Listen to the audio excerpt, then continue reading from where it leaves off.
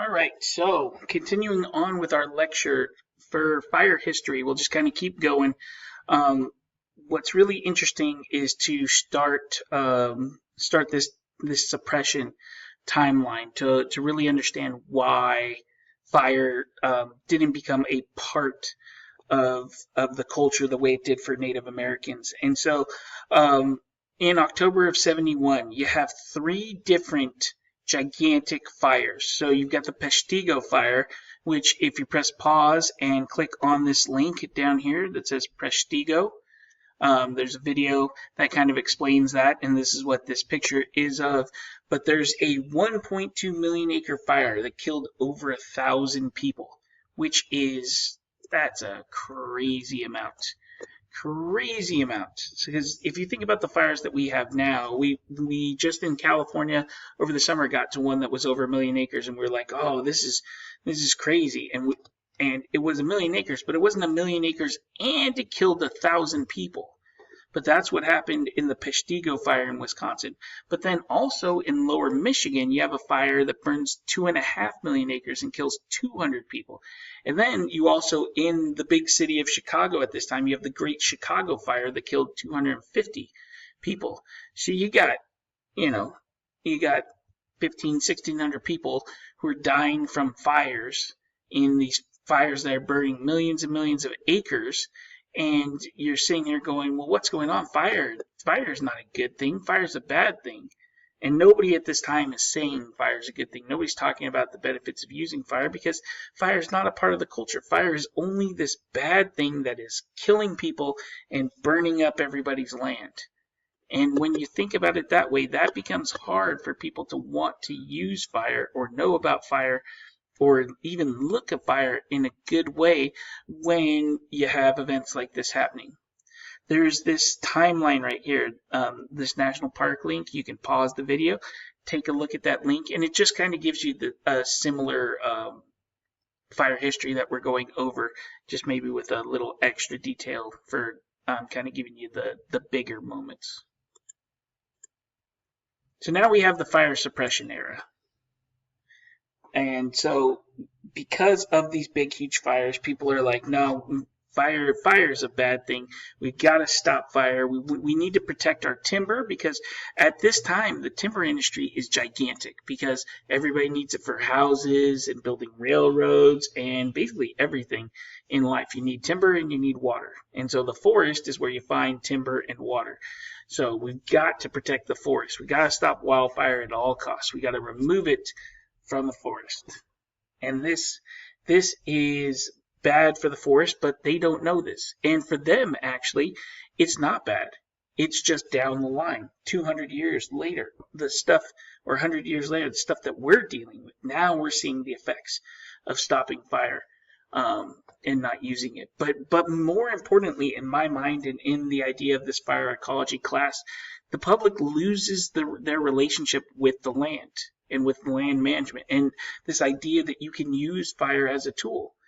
We had it as with the native people of the land. They knew how to do that, but we no longer saw that because we didn't merge cultures with the Native Americans in most areas. Some areas did, but most areas we just took over the area. We didn't merge with the culture. We didn't learn from the culture, so we didn't learn what they knew. And so fire is one of those things that we didn't learn about. And that's just the way it is.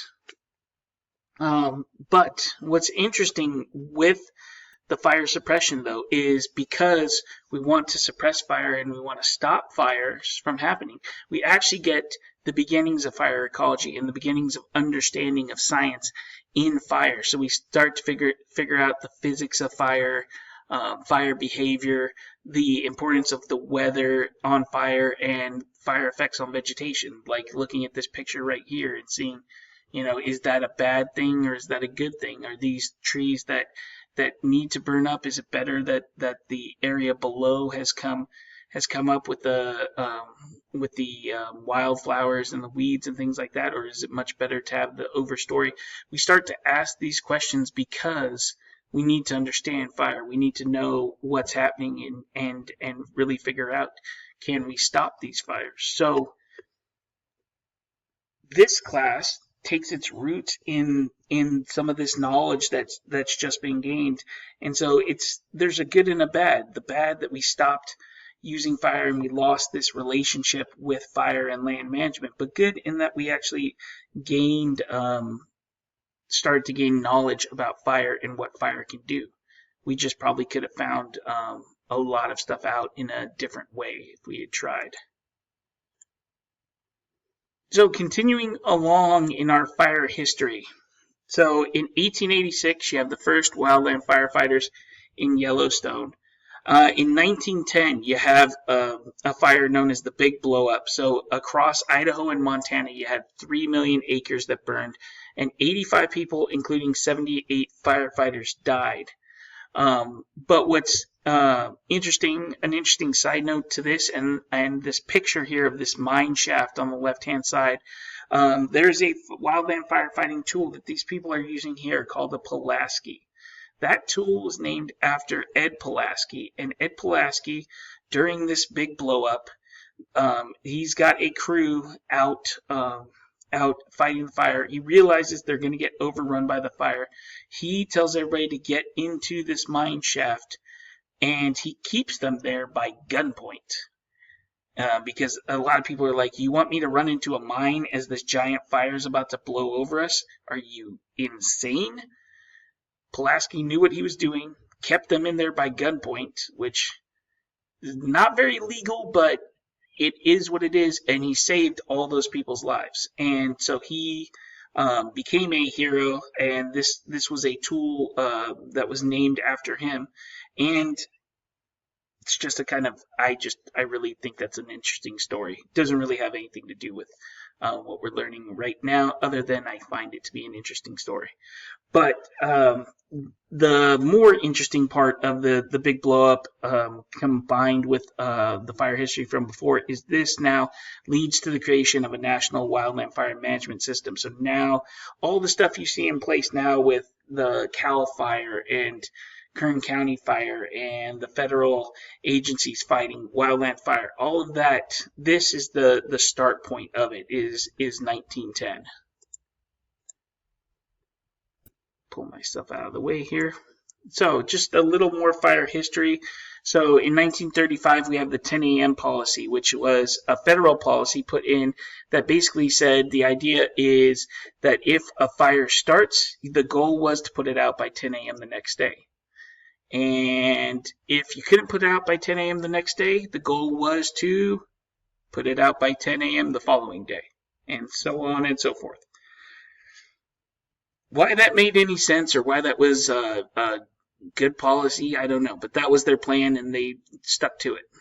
In 1957, you have the 10 standard firefighting orders, which are still in use today. And right here, I've put a link to the 10 standard firefighting orders and the 18 watch-out situations, which are still taught to firefighters to this day. In 1965, you got the Boise Interagency Fire Center, which in 1993 was renamed to the National Interagency Fire Center, and they're the coordinating group for all of the wildland firefighting agencies. In 1967, we start to use prescribed fire in national parks, and whoops, my fault. There we go.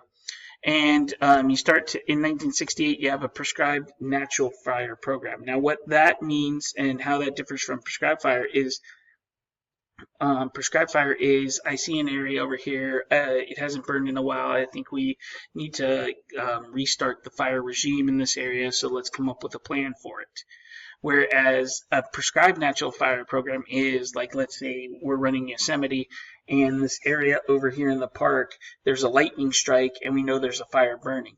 Well, we know that there's no campgrounds around there. We know that there's no real points of significant value to where we can let that thing burn for a while and kind of let nature take its course and do what it's supposed to do and keep the natural fire ecology going in this park without putting anybody or any significant things of value at risk. And so that's what a prescribed natural fire program is if we get these starts. and you'd have basically like a map of the park and an idea of, if we get starts here, here, here, this is how big we could let them go. Or, if it's a big fire, we've got to put it out. But if it's an understory burn and it's doing the things that we need, then we're going to let it go. You have all these ideas and all these plans in place so that when you get the opportunity to just have a fire and have it do good for your program, you can let it burn. All right, so that takes us to 1943, World War II. I'm going to put myself right here just above Bambi's butt. So in 43, you get Bambi. And so if you're saying, why are we talking about Bambi? Bambi becomes interesting because the big significant part of Bambi is that there is a wildfire, and that wildfire is this godforsaken evil thing that tries to burn everything up and kill everything in the forest. So if you are sitting there and going, well, why do I think wildfire is a bad thing when the professor's trying to tell me that it can actually be a good thing? It's things like this and ideas that got put into people's heads like this, where fire is a bad thing. And then also it's advertisement. So Bambi, as you can see right here on the right, was used as an advertisement to try and really, get people to stop having fires. And then also at this time, they think that wildfires are part of national defense. So there was worry that the Germans would come over and start lighting fires in the forest to, hurt us during World War II. And so I've got a couple links here at the bottom, the Bambi and the ad one, so you can press pause, take a look at those links. But Bambi doesn't quite do it as the big ad council, the big spokesperson that they wanted. So what happens is that there is a actual little bear recovered on a wildfire, and they named that bear Smokey. And that little bear spawned a ad campaign that we can still see if you drive around Bakersfield today and look at some of the billboards. You can still see Smokey the Bear advertising to not try and spread wildfires. So if you want to press pause, I've got a history of Smokey the Bear. I've got an NPR article and this fire suppression link that you can click on. But the big thing with Smokey the Bear is that it's this nationwide ad campaign created in 1944, and it's the longest running public service advertising campaign in U.S. history. It's still going. So it's educating generations of Americans about their role in preventing wildfires. Sidebar, when I was firefighting, there was one day that I was going to have to show up at a school and wear the Smokey the Bear costume, but we actually got called out, I think, that day or the next day, so I never had to do it. But it's definitely a thing that sometimes as a firefighter you may end up being in the Smokey the Bear costume and going to classes. Smokey the Bear's image is protected by U.S. federal law. He is part of the Forest Service. And he's part of the National Association of State Foresters and the Ad Council. He's got his own website. He's got, I think there's a part at the National Zoo. There's all sorts of stuff about Smokey. He's got you can buy like all sorts of Smokey stuff. My 1-year-old has a little Smokey the Bear stuffed animal. Smokey's original catchphrase, Smokey says, care will prevent 9 out of 10 forest fires. In 1947, that becomes, remember, only you can prevent forest fires. And in 2001, it's, right now, only you can prevent wildfires. And the idea of that being that there are good fires and there are wildfires. The wildfires are out of our control, but there are good fires that can be useful. So Smokey the Bear is trying to educate people now.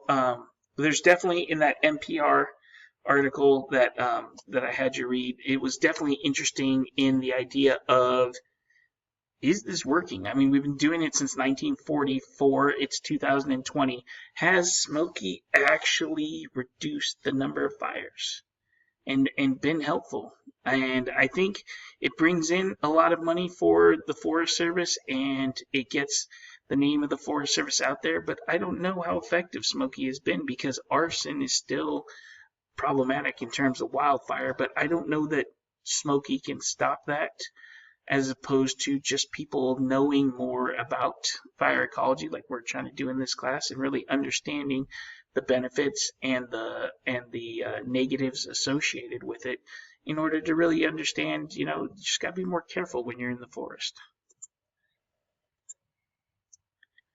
So just in case you are not familiar with Smokey the Bear, I have put out some of, kind of what I think are my favorite little looks of Smokey the Bear, and stuff that I kind of remember from growing up with Smokey the Bear. And here's the Smokey the Bear zone at the National Zoo that opened up in May of 2019, and hopefully it's still a thing since none of us can go outside. Move myself out of the way. Continuing on with our fire history. So in 1976, you get the National Wildfire Coordinating Group, which works out of that Interagency Fire Center in Boise, and basically comes up with all the education for becoming a wildland firefighter. 1985, we have the National Interagency Incident Management System. So the idea of, like, when there is a wildfire and it's on this piece of land, like, who shows up? That all gets coordinated through the National Interagency Incident Management System. In 1988, there was a huge fire in Yellowstone, and that's what this New York Times article here has to deal with, or I can't remember if it's a video or an article. Either way, pause the video, click on it, and then you can learn a little bit more about the Yellowstone fires. But what's interesting about the Yellowstone fires is that it burns over a third of the park. So people are just saying, like, Yellowstone is gone. Yellowstone's been ruined. It's one of these kind of mega fires that we were dealing with. The only thing that stopped the fire from burning is that winter came and that the area got covered by snow. And everybody's like, the park is ruined. It's disgusting. It's awful.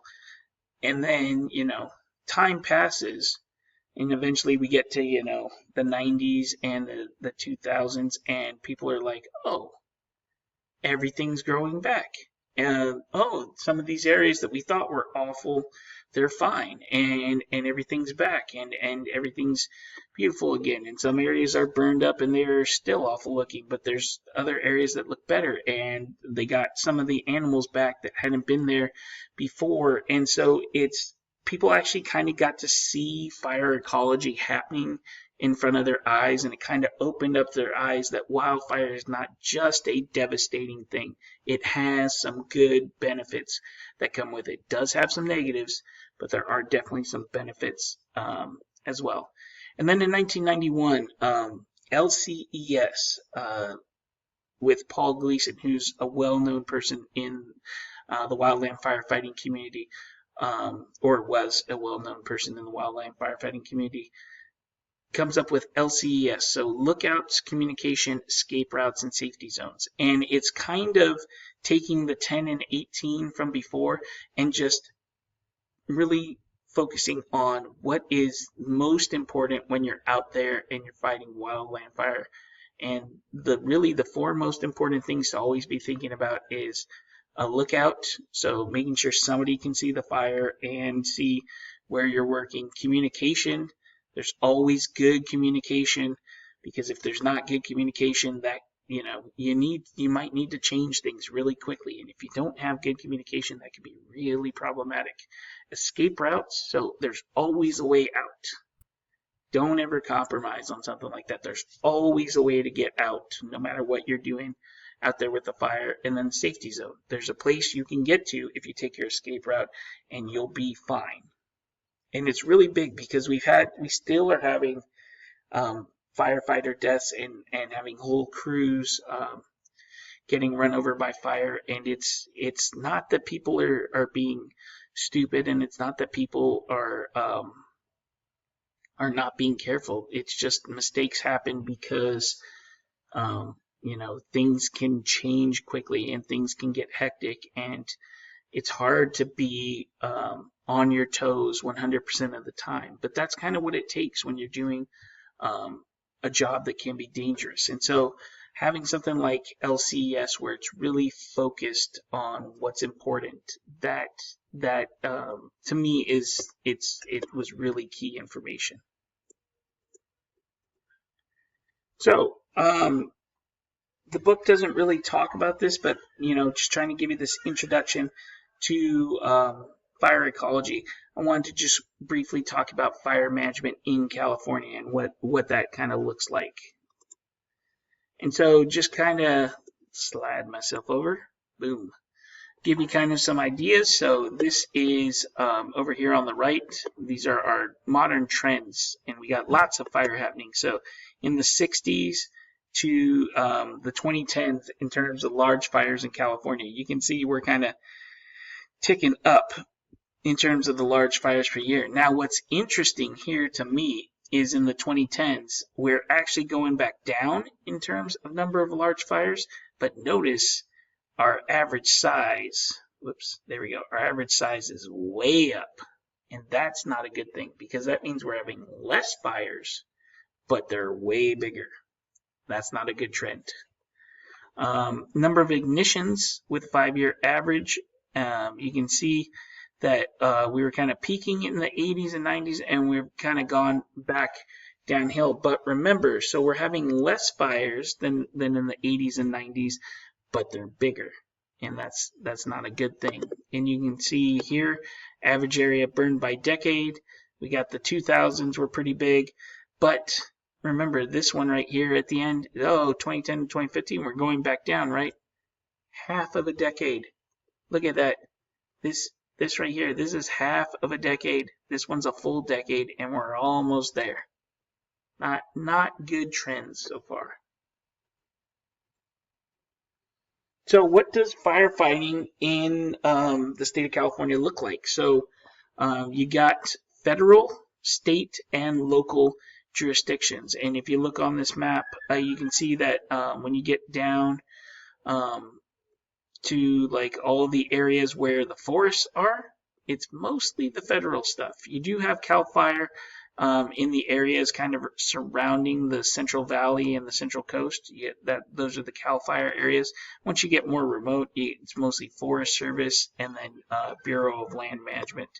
And then you also get state contracts. So right here where Bakersfield is, you got state contracts like Kern County. So kind of to break that down and make it a little easier for you to see, I kind of broke it down by level. So depending on the complexity and the size of the fire, you might get all of these people. If it's a fire near Bakersfield County, you might get all of these groups to show up, or it might be only certain ones if it's on certain parts of land. When I was fighting fire, I fought fire in California, in Wyoming, and in Colorado, and usually it was some sort of combination of federal and state agencies on a lot of the fires, whether they're prescribed fires or wildfires.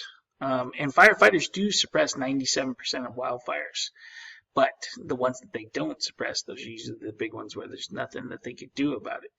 So at the federal level, we got the Bureau of Land Management, or BLM, the United States Forest Service, or USFS, the United States Fish and Wildlife Service, or USFWS, the National Park Service, NPS, and the Bureau of Indian Affairs, the BIA. State level, we got CalFire for the majority of it, and a little bit of it's done by OES, the Office of Emergency Services. And then locally here in the Bakersfield area, Kern County handles the wildfire. The wildfire starts in this area. Oh, sorry. Oh, I gotta go backwards. There we go. So the Department of the Interior. So just to kind of give you some jurisdiction stuff, Department of the Interior, that's all the federal agencies but the Forest Service that fights fire. So BLM, Fish and Wildlife, Park Service, Bureau of Indian Affairs, they're all under the Department of the Interior.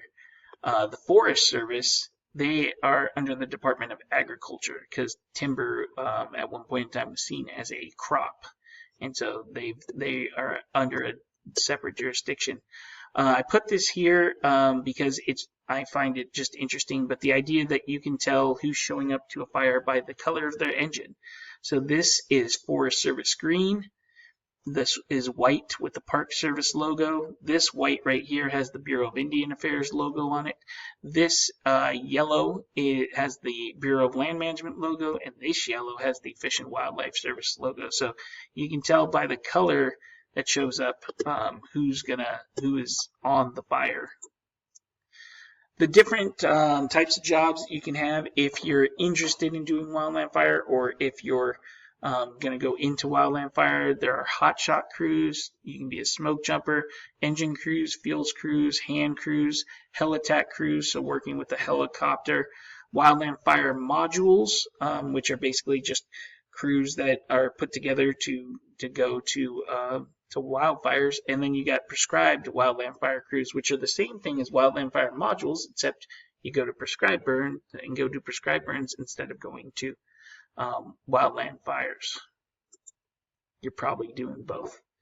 If you're part of a wildland fire module or a prescribed fire module, you're probably doing both.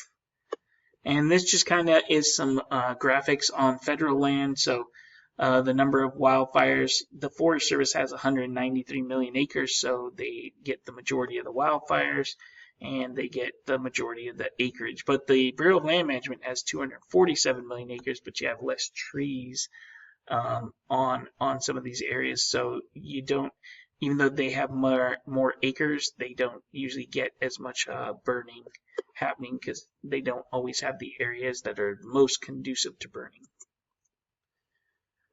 Slide myself out of the way again so you can kind of see, just giving you kind of information. So this graphic shows how many firefighters are employed by each agency, so a lot employed by the Forest Service, about half of it between the three agencies in the DOI, and then a little bit in terms of Bureau of Indian Affairs, engine crews, heavy equipment, and then these are some of the salaries per hour of what you could get hired at if you took a wildland fire job. All right, I disappeared. Nope, I'm right there. So on our state lands here, so CalFire, CDF is something some people, you might hear them call them that because it used to be the California Department of Forestry and Fire Protection, but now they just go by CalFire. So 35 of 58 counties in California rely on CalFire for wildland fire protection, not Kern County because we've got our own, but we are contracted with CalFire. 6,300 fires, around 144,000 acres per year on average is what they deal with. Obviously, the last few years it's been way more in terms of acres that they've had to deal with. The Office of Emergency Services is responsible for the development, implementation, and coordination of the California Fire Service and Rescue Emergency Mutual Aid Plan, which is basically just the overarching plan for how the state is going to coordinate and fight fire. And the system, also the California Fire and Rescue Mutual Aid System that goes along with the plan. Just in case you are not aware of some of these fires that have happened lately, the top 20 largest wildfires in California, 1, 3, 4, 5, and 6 were all this year in 2020. So going back to those trends we saw, not really good. And these other fires are not old fires. These are all pretty new. The Mendocino Complex was only a couple of years ago. The Thomas Fire was only a couple of years ago. The Cedar Fire was actually back in the early 2000s when I was fighting fire, and I almost got deployed to that fire, but I didn't because my crew had just gone off season. It was late in the season when that one happened, and so we all kind of everybody else but me, because I was the one in charge of the crew. Everybody else had been sent home, and so didn't get to go to that one. And then some of these other fires, none of these are more than 20 years ago or so. So there's a lot of really big fires happening lately. You can pause the video here, click on this CalFire link to find out some more information. So you also, there I am. You also have Department of Corrections crews, inmate crews that work with CalFire and provides their hand crew work. So these are prisoners who have decided to have volunteered their time and train and become wildland firefighters, and are basically trying to reduce their sentence and kind of give back in a positive program. And I've worked with the inmate crews, which, to be honest, I that's what we always called them. I don't know if that is the proper terminology. I guess the conservation camp is the proper terminology, and I've got to get better at using the proper terminology. But these crews are really it's really interesting to work with people trying to rehabilitate their life and trying to do some positive, even when they've not started out off the best way in their lives. So it's really interesting. I've got a couple links here that you can click on and learn a little bit more. So locally, it's either CalFire or your local county fire department. But here in Kern County, it's the Kern County Fire Department. And I got some information on KCFD and our program here at BC, and defensible space information that Kern County Fire puts out for our area. So, what else could we learn about fire just into this introduction to get us ready for all this information we're about to learn? One of the big things is we spend a lot of money fighting fire. So, this is back in like 2015, and we were spending close to $2 billion. It's more now. And it's going to keep going up. And so this is something that I find interesting. So the fiscal year budget for the Forest Service. So it was projected that fire was going to take up 2/3 of the Forest Service budget in 2025, but the fires have gotten so big and so massive lately that now by this year, they're projected that the Forest Service budget, 2/3 of it will be taken up just fighting fire, which means it's very hard to do all the work it takes to protect the forest from fires if we're spending all the money to just pay for firefighters and pay for all the damage caused by the fires. And so it's really hard to be able to get work done when the money's just not there. CalFire, so just in the state here, so, that we just talked about the Forest Service. So in the state here, we're talking about almost $500 million being spent.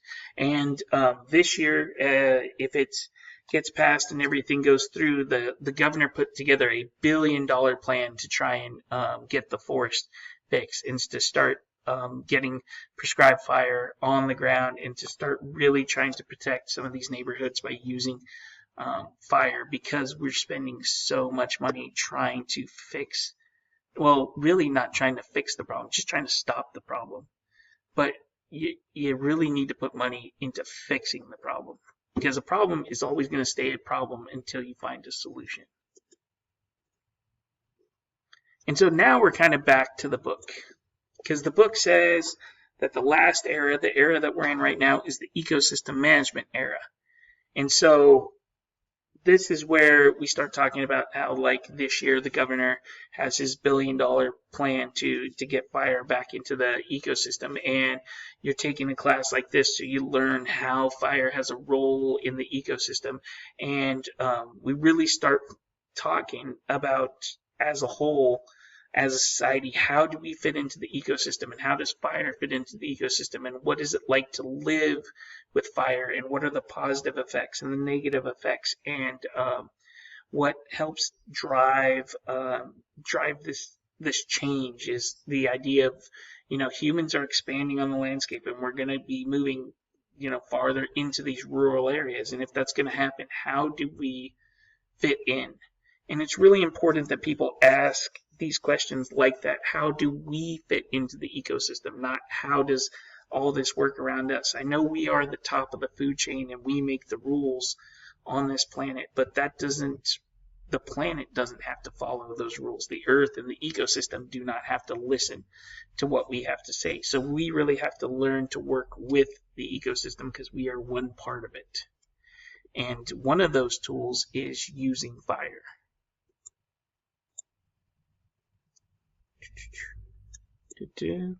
So what is kind of the big focal points for the future in terms of this ecosystem management era? And for me, there's two really big things that we got to focus on.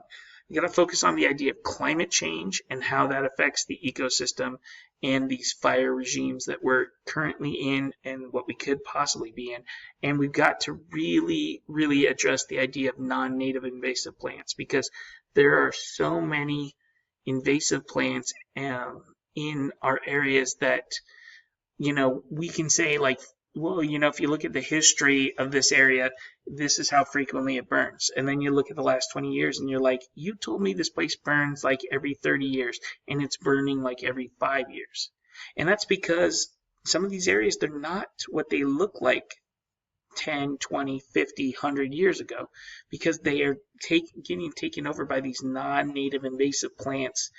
And there's all these different kinds of plants, and they're altering the fire and vegetation patterns. And so we really have to understand non-native invasive plants, how to get rid of them. We really have to understand climate change and how it's changing not only the climate patterns, so we're getting our hotter and drier summers, and we're getting less rain in some of these areas. So how is that going to change fire occurrence and severity? We really have to think about these issues as we start deciding how are we going to fight fire, and how are we going to use fire, and how are we going to try to make this ecosystem livable for the area that we're in, and the way that we want it to be, and the way we want it to look as well.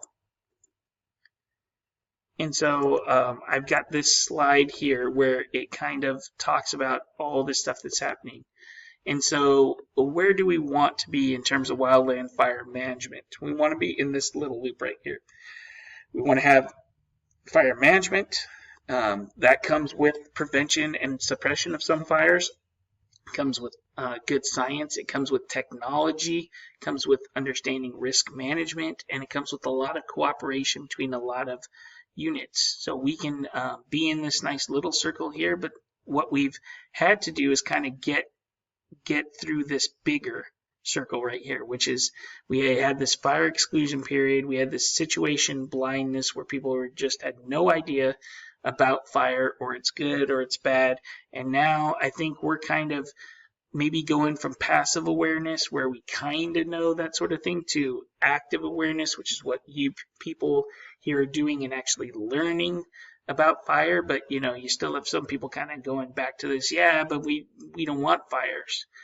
And then eventually we're going to come up with policies and strategic plans and management plans, and we're going to get this social and professional acceptance where people just say, you know what, fire is a tool, it is good, sometimes we need to use it, and we get active and balanced fire management, and then we've made our loop.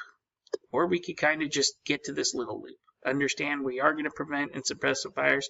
We're going to use some fires. We're going to use science. We're going to use technology. We're going to manage our risk, and we're all going to work together, and we are going to manage fire. And so I've got some links here that kind of talk about managing fire and doing things better. And so I would definitely encourage you to pause the video and click on all those links. And that's it for our first lecture. So hopefully you enjoyed it. If you have any questions, please contact me.